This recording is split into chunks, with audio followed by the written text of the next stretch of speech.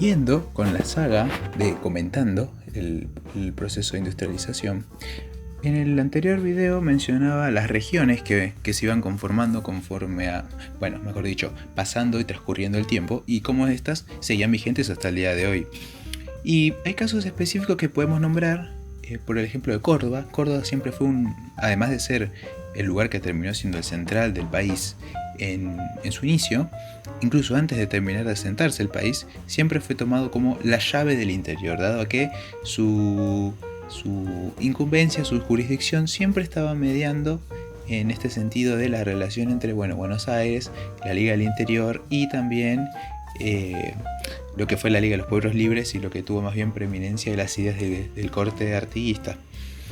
Y en el caso de la industrialización, Córdoba ha tenido un eje fundamental, también porque como Buenos Aires, Mendoza, y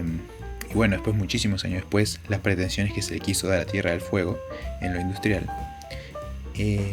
Córdoba siempre ha sido un lugar que ha tenido su trayectoria también con la industria de la sustitución y con el desarrollo de tanto industrias primarias para poder dar pie a una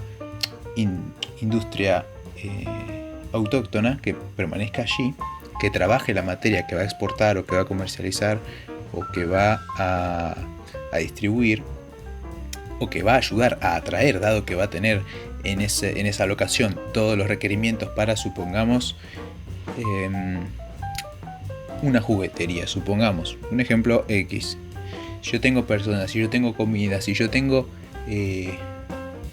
a través de darle servicios de calidad a las industrias que van a hacer la comida, que la van a elaborar y que después la van a vender, esa clase de servicios también se van a ver plasmados a la hora de las redes domésticas, las redes urbanas y suburbanas. Entonces estas redes suburbanas van a ayudar a, por ejemplo, la concreción de proyectos de jugueterías, por poner una idea. Bueno, en lo que podemos abarcar en el video de hoy, en el video que nos compete ahora, es, por ejemplo, ver su rol en el sentido de la seguridad, dado que estratégicamente está en el centro del país. Córdoba plantea, y como era llamada anteriormente de Argentina establecerse, la llave del interior, ahora es la llave de en este caso de la industria, ha sido la llave de la industria militar, la industria de la aviación, por ejemplo. En el torno a la década de los 50 fue donde, a partir de 50 y antes, a partir de estas, va tomándolo como si fuera ya un periodo de industrialización por sustitución ya un poco avanzado. Ya entraríamos a la sustitución que fue gracias a políticas de Estado más dirigidas a eso, y no porque una guerra mundial, como si fue el proceso de industrialización por sustitución puro que tuvo que ser, que se dio lugar así por las circunstancias y por las formas de afrontarlas que se le dio en ese momento. Y teniendo entonces esta combinación de periodos históricos en este momento, es donde, por ejemplo, el general Sabio y demás tienen un rol fundamental a la hora de decir, si queremos una industria, ¿dónde la vamos a querer? ¿Dónde la vamos a necesitar? ¿Qué punto es el más estratégico? Y además de tener población para trabajar, que tenga recursos, que sea una zona segura y que nos sirva para nuestros fines de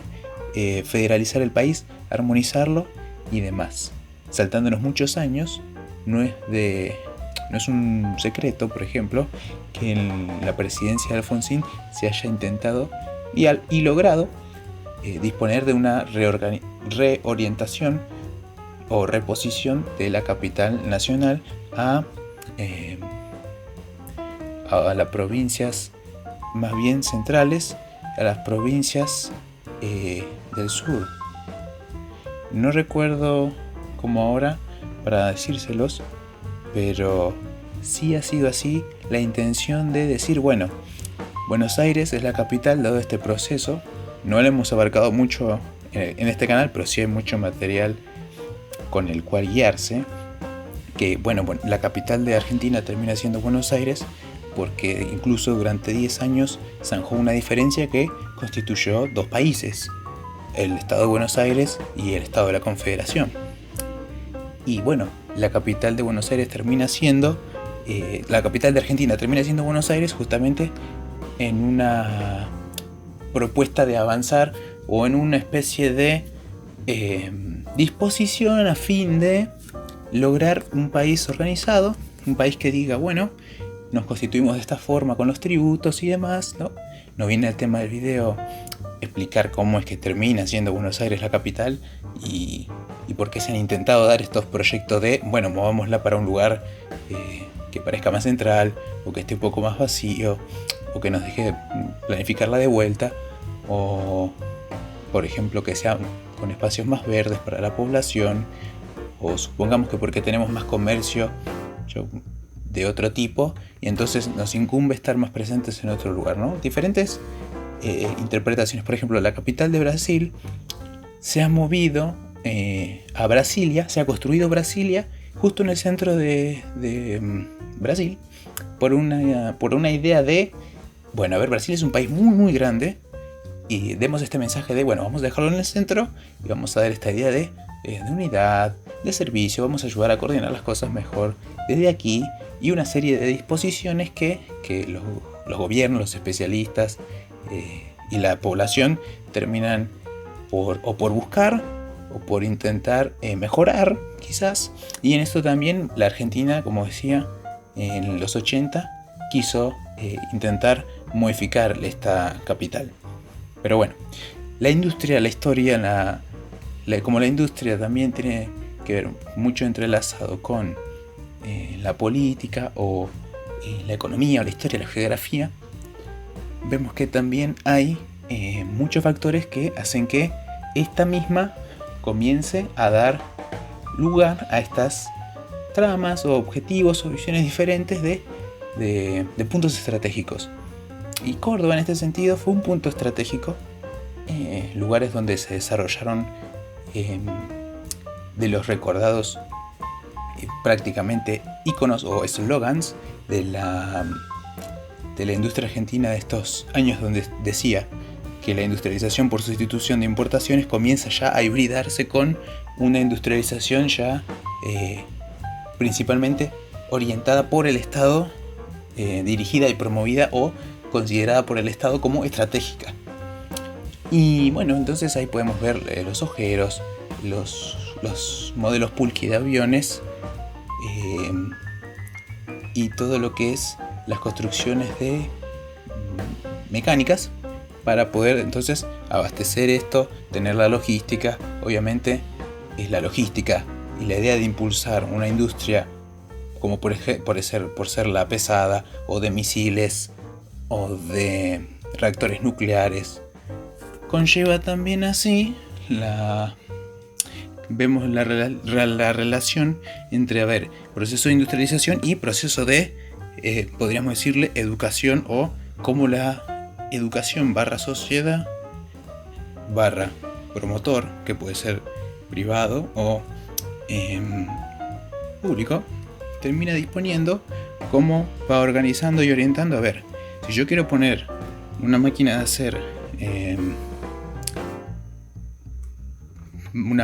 de hacer computadora,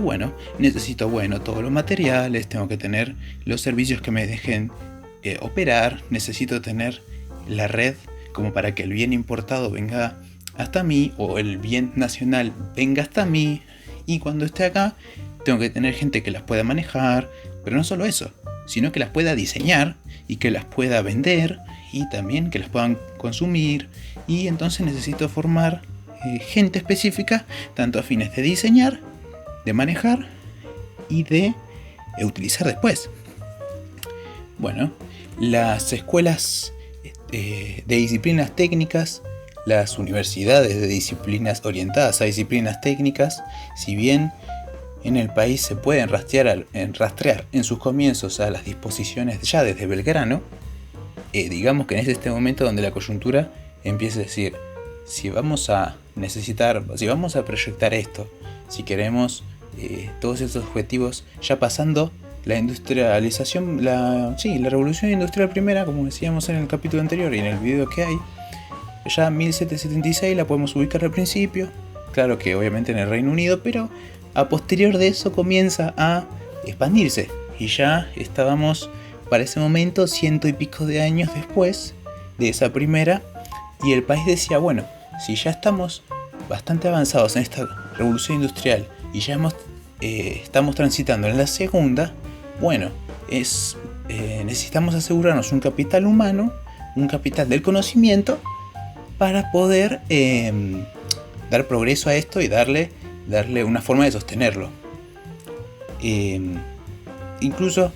hay aportes de extranjeros o aportes también nacionales, pero por ejemplo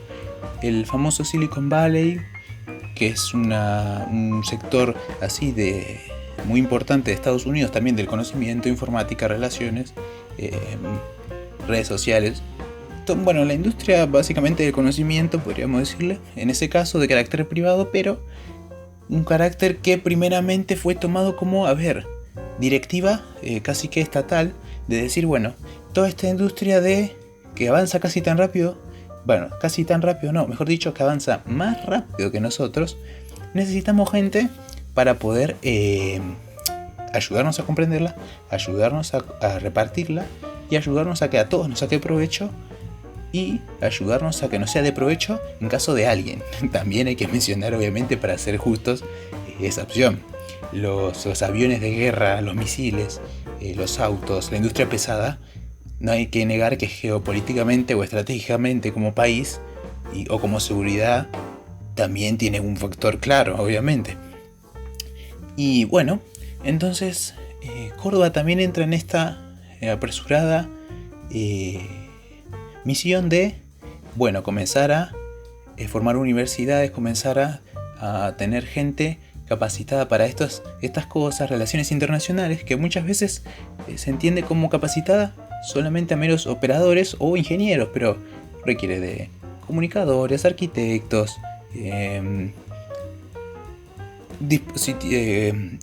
doctorados políticos, relaciones internacionales. En este caso no era tan moderno, ¿no? Pero hoy en día, por ejemplo, la industria también requiere fuertemente un componente de innovación, de tecnología, que obviamente hay que ir a invertir muchísimo en o ir a estos centros o pagar licencias de estos centros para poder utilizar dichos materiales o dichos procedimientos o máquinas, ¿no? Bueno, en ese momento pasaba algo similar. Para producir un motor de un auto aquí había que contar con estas licencias, y en Córdoba se las pudieron aprobar y traer hasta acá, y terminaron siendo modelos de motores, de disposiciones de otras compañías, pudieron ser compradas a efectos de poder producirse bajo sus reglas y según sus disposiciones estos proyectos nacionales de industria. Y obviamente con las innovaciones y con el detalle del carácter argentino de adaptemos esto a como nosotros podamos darle forma, y mientras que nos den la licencia, adaptemos esta tecnología a nosotros y de paso aprendamos y nos vemos nosotros mismos. Y bueno, así fue como los grandes conglomerados se van asentando. Bueno, en Córdoba, como decíamos, que es la que nos viene al caso, pero también, Buenos Aires también.